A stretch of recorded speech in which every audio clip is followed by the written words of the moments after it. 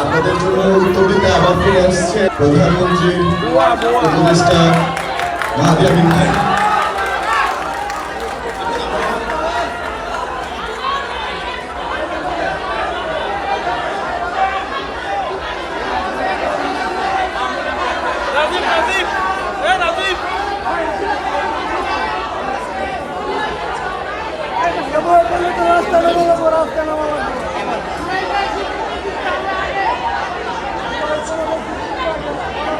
আচ্ছা, আপনাদের কাছে একটু অনুরোধ করছি, আমরা এখানে সবাই জুলাইয়ের যে ক্ষতটা, সেই ক্ষতটা একইভাবে অনুভব করি।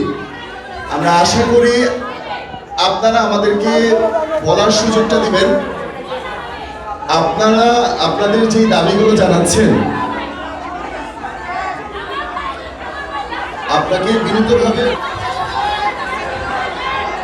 আসসালামু আলাইকুম সবাইকে। আমি আপনাদের একজন, সেজন্য আমি বলতেছি, কথা শুনেন। যে প্রশ্নটা করছেন, কথা নিতে চান তো সেটা শুনতে হবে না কথা।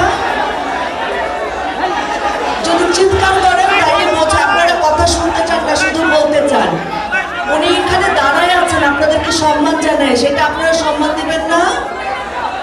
উনি এখানে কেন এসেছেন? আপনাদেরকে সম্মান জানায় এসেছেন না? উনিও তো আপনাদের একজন, তাহলে কথা শুনতে হবে না? দলমত নির্বিশেষে আপনারা কথা শুনেন। মা আপনার কান্না শোনার জন্য উনি এখানে এসেছেন, ওনার কথাটা আপনারা শোনেন। হ্যাঁ,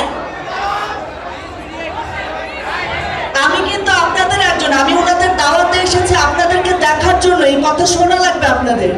মাননীয় প্রধানমন্ত্রীর উপদেষ্টা আপনাদের জন্যই কাজ করেন এবং তার হয়ে আপনাদের এখানে এসেছেন। জনাব তারেক রহমানের হয়ে এখানে এসেছেন। আপনি কথা না শুনলে হবে না, আপনাদের দুঃখ আমরা সবাই বুঝি। মা একটু শোনেন।